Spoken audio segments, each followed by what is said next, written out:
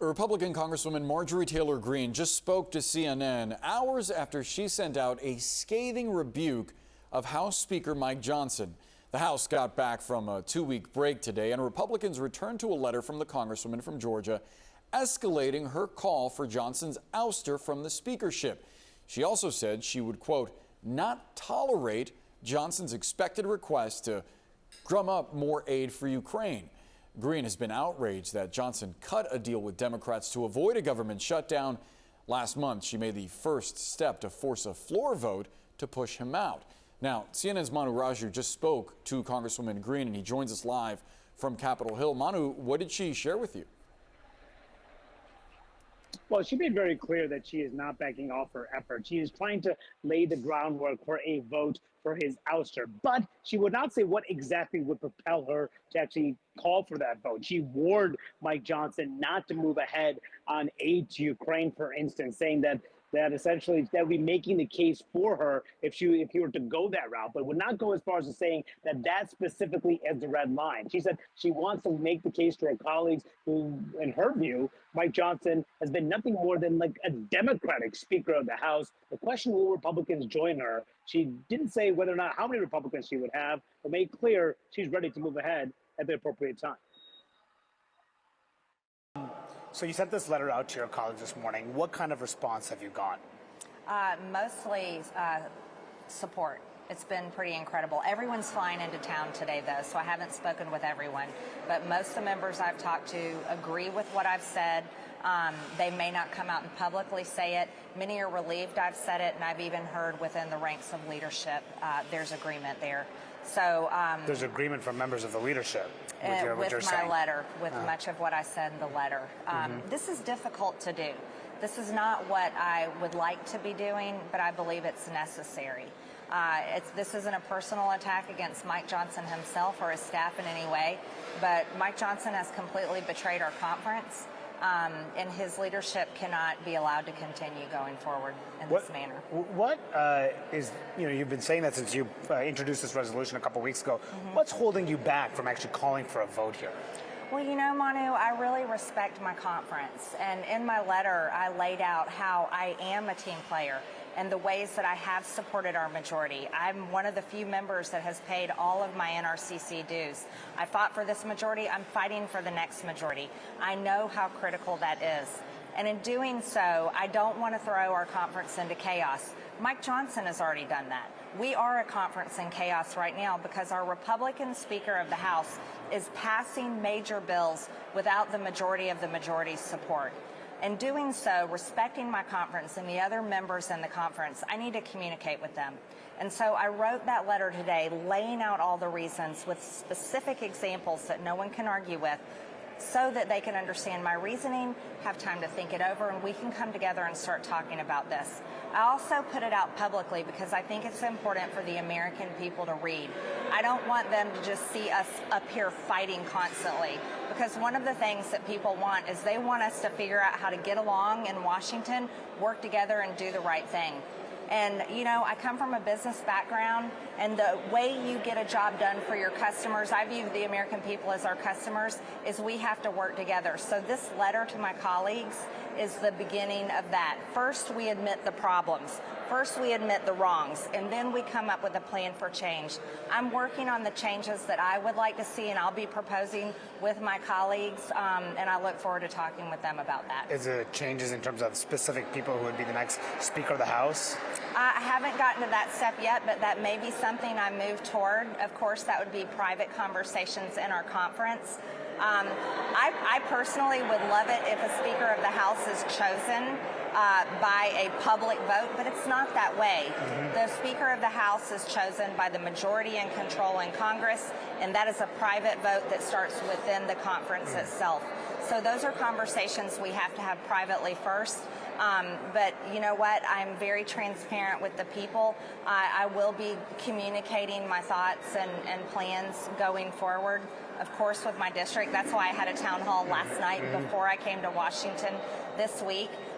But we have to make a change, and we have to actually follow through in action what our words say, and that's most important. Are you worried about You saw what happened last fall, this being a chaotic 22 days and beyond and unable to get behind another speaker. Are you worried about chaos in the middle of an election year?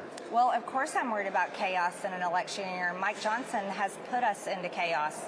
Do you realize that all of my colleagues had to go back to their districts and campaign on the fact that our Republican elected speaker passed the Biden agenda, that he funded the Department of Justice that has 91 federal indictments against President Trump, that he funded the FBI that raided Mar-a-Lago, that he funded Biden's open border, which is the #1 issue in America? Yes, we are in chaos, and that's coming from Mike Johnson, our Republican elected speaker. Am I concerned about a contentious, difficult 3.5 weeks electing a speaker? Absolutely. I was miserable during that time. All of us were.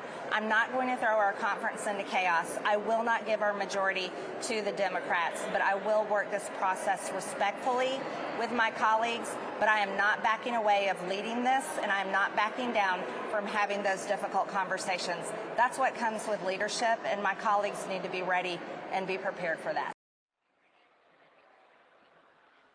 Now, one conversation that she has not had yet is with the Speaker of the House himself, Mike Johnson. In fact, they were supposed to speak on Friday, but that didn't happen. And I asked Marjorie Taylor Greene, why not? And she said, well, because she wanted to have a town hall with her constituents first. That happened yesterday. She said she's ready to meet with him going forward. I also asked her about her conversations with Donald Trump. She did not want to reveal her conversations with him about this topic. She did say that she spoke with Trump today. I asked her if Trump is behind this, about whether or not he's trying to dissuade her in any way. She suggested that perhaps he is not dissuading her on this topic at this moment. So that is one dynamic to watch here, and also the big dynamic. How much support does she actually have? Right. So many Republicans saw what happened last fall in that historic and unprecedented ouster of Kevin McCarthy. Do they have the gut to go through that again in an election year? And what will Democrats do? Will they come to Johnson's defense, especially if he moves forward with aid to Ukraine? So that is the big question, something that Johnson has to navigate. How do Democrats respond? How will Republicans respond when he unveils this aid package? And what will Marjorie Taylor Greene do? All huge issues and problems for the Speaker.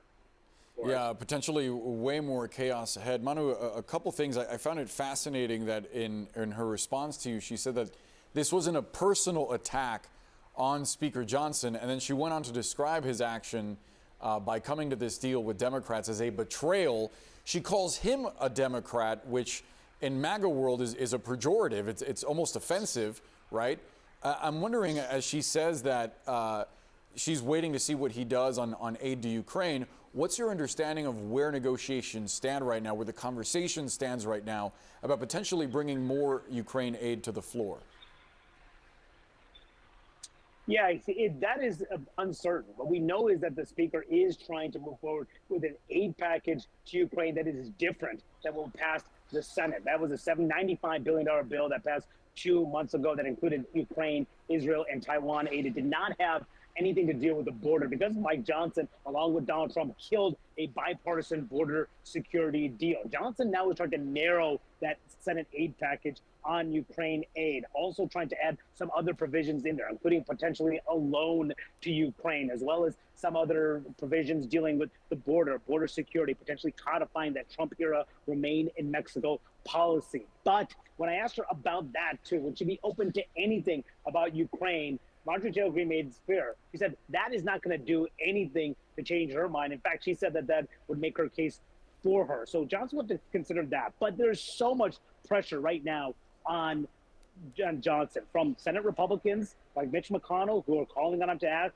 from many House Republicans like Michael McCaul, the House Foreign Affairs Committee chairman, and other Ukraine supporters within the House Republican Conference who are demanding action. And Mike Johnson seems to recognize that there needs to be some action on Ukraine. He's changed his approach on this issue from when he was rank and file member to now being Speaker of the House, potentially because of all those classified briefings he gets on this very topic. So can he bridge the divide within the GOP? Can he placate Democrats, even if he loads it up with provisions aimed at courting Republicans, including on the border? Those are all complicated issues.